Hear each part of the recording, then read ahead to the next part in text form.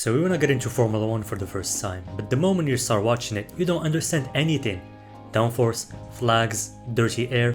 What the hell is even that? Don't worry, I'll teach you the basics to turn you into a Formula 1 nerd. Okay, so what is Formula 1?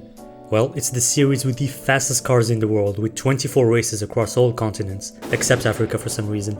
The series has 10 teams: McLaren, Ferrari, Red Bull, Mercedes, Aston Martin, Alpine, Racing Bulls, Williams, Haas, and Sauber. With each team having 2 drivers, they compete for both the Drivers' and the Constructors' Championship.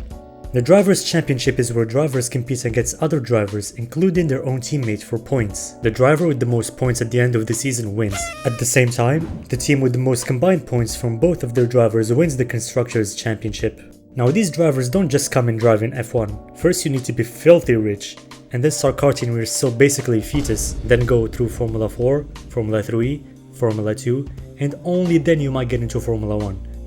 F1 races have 2 weekend structures. The first is the standard weekend, which consists of 5 sessions in total, 2 practice sessions on Friday, an additional practice session on Saturday followed by qualifying, and then the main race on Sunday. During practice, drivers learn the track and test out fuel loads and tires to plan ahead for the race. Qualifying in F1 is split into 3 parts: Q1, Q2, and Q3. After the first 2 parts, the slowest 5 drivers are out, and during the final qualifying session Q3, we're left with 10 drivers all battling to get the fastest lap time to start in first position, also known as pole position. That was the first weekend structure. The second one is the sprint weekend, and there are some differences. FP1 stays the same, but FP2 is replaced by sprint qualifying session, and on Saturday, FP3 is replaced by the sprint race. The main qualifying session and the official race stay untouched. The main race is around 2 hours long, while the sprint race is a third of that, and points are only given to the top 10 in the main race. Anything below that and you get none. And it's even less for sprint races, where points are only handed out for the top 8, which is why it's extremely important to have good drivers and car in your team. Okay, let's talk about what goes on in the race. Before the race starts, drivers do 1 formation lap to warm up their tires and brakes. After the formation lap, the cars go back to the grid and wait for the lights to go out. Once they go out, that's where the race officially starts.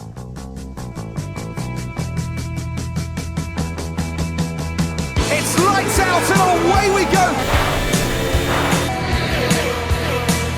But here comes the mountain battle! Get in there, let's go boys! Ocon might lose out to Fernando Alonso. Hamilton makes up places. It's Verstappen far enough back. He's going to make the lunge down the inside. Hamilton sees it coming. It's a late lunge by Verstappen, who takes the lead of the race. Pierre Gasly wins the Italian Grand Prix. We go to turn 1. No, he's ripped off the front wing. So box, box, box, box. Through goes Hamilton. Unbelievable stuff.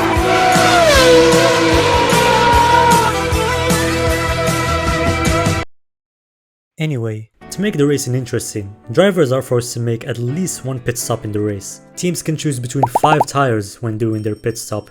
The soft tire, which has the most grip but also wears down the quickest, the hard tire, which has the least grip but lasts the longest, and then the medium tire, which balances between the 2, then the intermediate tires that are used for light to medium rain conditions, and then the full wet tires used for extreme rain conditions.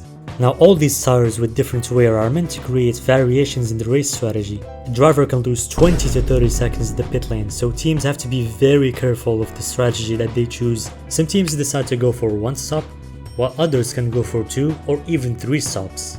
Now, so many things can happen in these races: crashes, bad weather, debris, fire. Oh, and fuel! That's the first time we've had a fuel splash. Oh! That's where flags come into play. I'll explain the ones that you see the most. A yellow flag means that there is danger on track and drivers should be careful with navigation. A blue flag is meant for cars that are about to be lapped, telling them to get out of the way for the faster car behind. A red flag means that the session is instantly stopped and all drivers must go back into the pits due to extreme danger on track. A black and white flag is meant for unsportsmanlike behavior, stuff like reckless driving or ignoring other flags. If they get too reckless, then they get the black flag, which means they're disqualified from the race. But how would the driver know if a flag is meant for them or the car next to them? Well, that's where team radios come into play. Every driver has his own radio engineer that delivers crucial information about the race, and the driver also reports back and asks for things like the gap to the car ahead and updates on their strategy or just to complain. I mentioned how red flags completely neutralize the race, but there are two other ways I haven't mentioned: a safety car, SC, and a virtual safety car, or VSC. The safety car comes out when there is danger on track, but not too much danger that requires a red flag.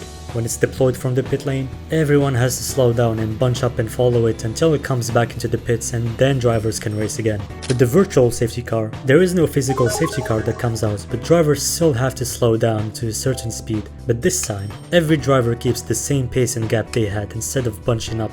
And these safety car situations always open up room for strategies. Since everyone is slowed down, teams can make their driver pit and lose less time in the pits. They lose about 12 to 15 seconds less. That's why you usually see chaos in the pit lane when there is a safety car. If you take a look at all of these cars, you probably think, hey, these are all just the same cars but with different paintwork. No. And that's because these cars follow strict regulations that change every 3 to 5 years. These regulations are made by the FIA, the governing body of F1. The FIA sets the rules and limits like size, weight, aerodynamics, basically a blueprint of limits, and every team tries to make the best out of these regulations. Some succeed, some don't. Now these rules do leave some room for innovation, which means teams spend a lot of money on their cars. Some top teams used to spend upwards of $500 million every year just to develop the car, which is why the FIA set a cost limit of $135 million this year, just to even the playing field. Go over that limit, and the whole team risks getting disqualified from the season. But how do these cars work? What makes them so special? A Formula 1 car is the opposite of an airplane. Let me explain. So planes have wings that make them go up. This effect is called lift, while the F1 car does the exact opposite. The car stays glued to the ground thanks to its wings and other aerodynamic pieces. This effect is called downforce, and teams do everything in their power to gain as much of it as possible. At high speeds, these cars make as much as 4 tons of downforce, and that makes them so glued to the ground to the point where drivers can reach up to 6 Gs in the corners. That's 6 times your body weight pressing sideways. Now with all of that downforce, there comes a problem. You see, for these cars to have all of their grip, the aerodynamic parts of these cars need 100% of the air. But with how complex every part is, they end up leaving turbulent air for the car behind, which makes it go slower in the corners since it's receiving around 15% less air. This effect is called dirty air. To combat this, cars are fitted with an overtaking aid, DRS, which stands for drag reduction system.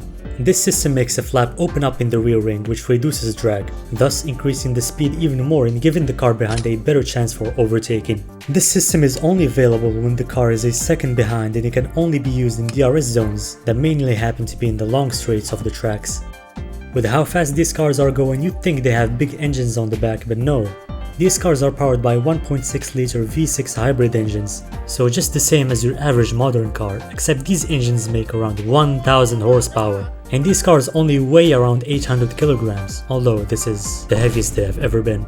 The way the hybrid works in F1 is a bit interesting. Formula 1's energy recovery system, or ERS, captures and reuses energy lost during braking from the turbocharger. It converts wasted energy into electrical power, storing it in a battery to then deploy as a temporary boost for the car's motor, providing extra horsepower for overtaking, defending, or gaining time.